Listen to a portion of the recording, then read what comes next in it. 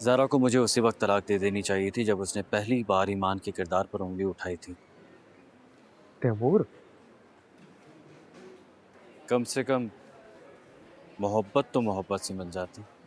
तुम ईमान के लिए ज़ारा भाभी को छोड़ देते? ईमान को बचाने के लिए ज़ारा तो क्या, मैं सारी दुनिया को छोड़ देता, लेकिन अब क्या? लेकिन अब ईमान को पाने के लिए मैं किसी को नहीं छोड़ूंगा। यार तुम क्या करने जा रहे हो तैमूर? यार बात तो सुनो।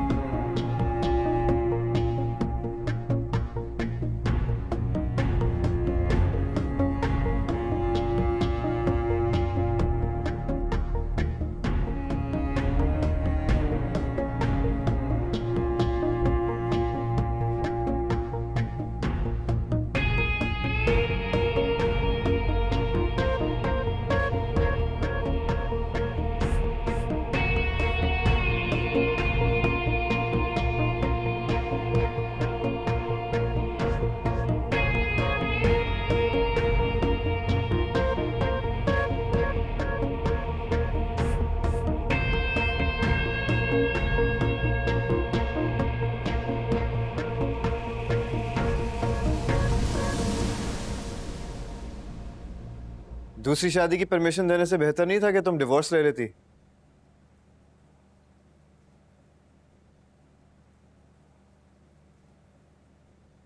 पता चल गया तुम्हें? क्यों किया ऐसा ज़ारा?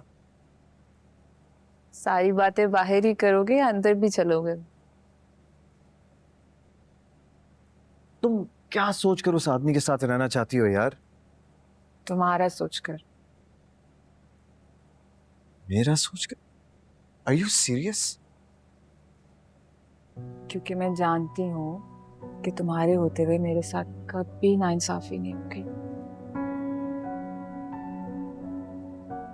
तुम्हें पता है तुम्हारा परमिशन लेटर लेकर वो ईमान के पास गए थे? जाने दो, वो कौन सा मान जाएगी? वेट,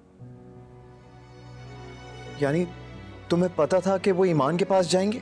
जाहिर है, जिसे पाने के लिए मुझे तलाक की धमकी देकर दूसरी शादी की परमिशन ली है, वो परमिशन लेटर ले जाके उसके कदमों में तो रखेंगे ना। ये सब जानने के बावजूद तुम्हें अब भी उनके साथ रहना गलत नहीं लग रहा? गलत तो तब होगा ना जब वो हो जाए जो वो चाहते हैं। लेकिन मैं जानती हूँ कि तुम ऐसा होने नहीं दोगे। गलत से पूछ के तुमने होने दिया तो ईमान मर जाएगी या मार देगी, बट उनसे शादी नहीं करेगी। तो फिर तुमने दूसरी शादी की परमिशन क्यों दी?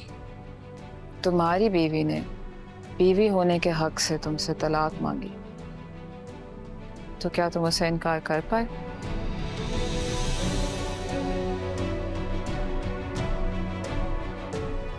तो मेरा शौहर होने के हक से मुझसे दूसरी शादी की परमिशन मांग रहा था, तो बताओ मैं कैसे ना कर देती?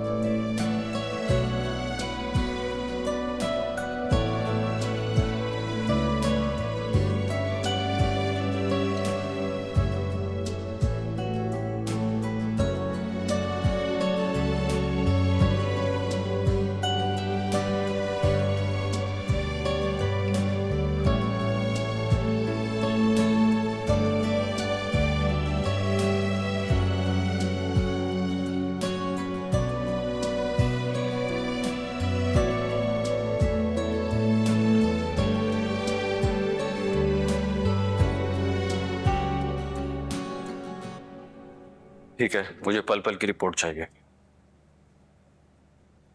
मेरा, तुम यहाँ क्या कर रही हो और यहाँ क्यों बैठी हो? अंदर तुम्हारे पास लोग थे और मुझे तुमसे इम्पोर्टेंट बात करनी थी।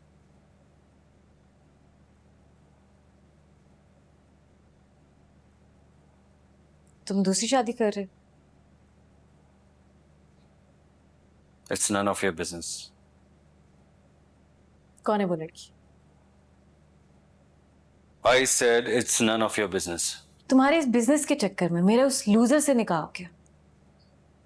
हम बैठे बैठाए डिवोर्स ही हो गए और तुम पता नहीं किस दूसरी लड़की से शादी की प्लानिंग करके मुझे कह रहे हो कि it's none of my business. टेला, क्या मैंने तुम्हें कभी कहा था कि मेरे लिए तुम ये सब कुछ करो? क्या मैंने तुम्हें कभी कोई होप दी थी? लेकिन तुम मेरी फीलिंग्स तो जानते थे ना तैमूर। तुम्हें पता था ना मैं क्या चाहती हूँ। टेला, जिंदगी में तुम और बहुत कुछ चाहती थी, लेकिन जरूरी नहीं है कि जो कुछ हम चाहें वो सब कुछ हो। और रही बात तुम्हारी फीलिंग्स की, तो उस वक्त कहां थी तुम्हारी फीलिंग्स जब तुमने निकाह के लिए हाँ कर दी? मैं समझा तुम करेज दिखाओगी, लेकिन तुमने तो 1 सेकंड में हाँ कर दी लैला। अगर मैं 1 सेकंड में हाँ ना करती तो क्या तुम ज़ारा को छोड़ के मुझसे निकाह कर लेते? नहीं, लेकिन तुम्हारे इनकार करने से कम से कम मेरा और ज़ारा का निकाह रुक जाता और मुझे अपने दिल की बात पता चल जाती। तुम अगर ज़ारा में इंटरेस्टेड नहीं थे तो तुमने खुद इनकार क्यों नहीं किया? तुम ये सवाल करने का कोई हक नहीं रखती। वाकई तैमूर, इतने साल तुम्हारे लिए बर्बाद करने के बाद मुझे तुमसे एक सवाल करने का भी हक नहीं है। तुमने मुझसे पहले निकाह की हामी भरी थी लैला, और तुम मुझसे पहले किसी की हुई हो। किस बिहाफ पे तुम मुझसे शिकवा कर रही हो? तैमूर, वो तो बिलाल ने मुझे धोखा दिया था, हमें ऐसा कभी ना होता। हमारी जिंदगी में ऐसा बहुत कुछ होता है लैला, जिसे दूसरों के सामने जस्टिफाई करने के लिए हम बहुत सारे एक्सक्यूजेस देते हैं कि अगर मैं ऐसा कर लेता तो ऐसा हो जाता, मैं ऐसा कर लेती तो ऐसा हो जाता।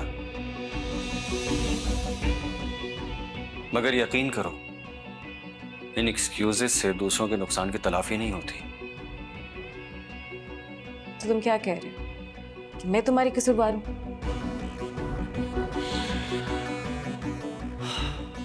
हाँ लैला, तुमने बहुत नुकसान किया है मेरा।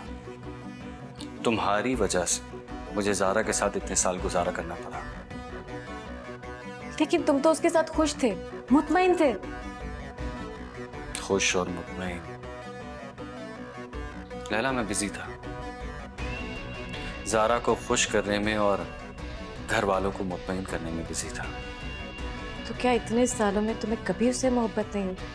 जिन रिश्तों में समझौता हो जाए उन रिश्तों में मोहब्बत की जरूरत नहीं रहती। और अब क्या? अब क्या मैं तुम्हारी जिंदगी में?